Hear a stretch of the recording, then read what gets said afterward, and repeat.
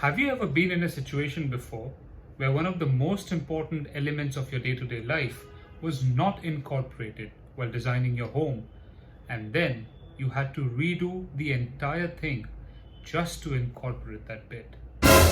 Has there been a case where you've completely neglected an important piece of information and realized at the end of the project that without that piece of information, the entire design is impractical and not feasible?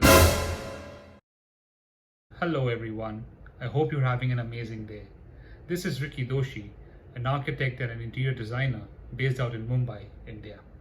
Today, I'm going to discuss about how to design a design brief for your clients and why making one is so important before the commencement of the design process. I personally feel this is a very important and a critical process, but unfortunately, not many people think the same way. I would say that this is what defines the project for the client as well as the designer. A design brief is the first part of the design process, and a clearly written brief will help in defining goals, avoid misunderstandings, set reminders for the project, set a standard for the project. It also sets the design theme of the project, and most importantly, it acts as a reference point between the client and the designer. It also ensures that important design issues are considered and questioned before the actual design work starts. A poor design brief is because of the lack of understanding of the requirements of the project, which eventually leads to the failure of the project. Whereas a good design brief is because of a good understanding of the requirements of the project, which eventually leads to a successful project. It is a document of a design project developed by a person or an entire team which consists of the designer or the entire design team in consultation with the client.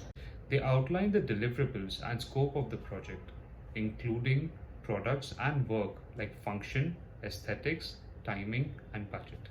A design brief can be in multiple forms, may it be in a point list of requirements of the clients or something even more than that. The client can basically communicate with what kind of a concept or a theme that they're looking for and what are their expectations with regards to the final outcome of the project. As a designer, it is always good to keep such a list handy so that we don't miss out on any of the important details or points. Usually, a person does not very frequently change their homes, unless they are living on rent or they are constantly changing cities, states, or countries because of their work. Thus, considering the general mass of audience who usually don't change their homes that frequently, their list of requirements is a very unique document which consists of their day-to-day habits. The importance of the list is only known when something of utmost importance to the client is completely forgotten and the whole thing has to be redone after the design process is over, which not only costs time and money but also resources. With the design brief in hand, one gets a prerequisite list of what things need to be done, what are the important things that need to be incorporated, and what things can be done without. As a designer, we also get to know about the taste of the client so that we can add that extra aesthetic value and making the project much more sustainable. In a nutshell, the design brief helps you to keep a checklist of things that are to be incorporated, thereby making it easy to manage and micromanage the process of design and execution. As for the client, they get a clearer picture in their mind of what they're looking for, which, believe me, is very essential, because at the end of the project, it leaves them satisfied with a smile on their face. So now that we've seen that a design brief brings in so much more clarity to the project, I hope you started making one already yourself. Friends, I hope you liked what you saw, and if you did, please hit the like button and also subscribe to my channel if you haven't already done so by clicking on the subscribe button, and don't forget to click on the bell icon so that you get notifications whenever I post a new video in this series of residential interior design.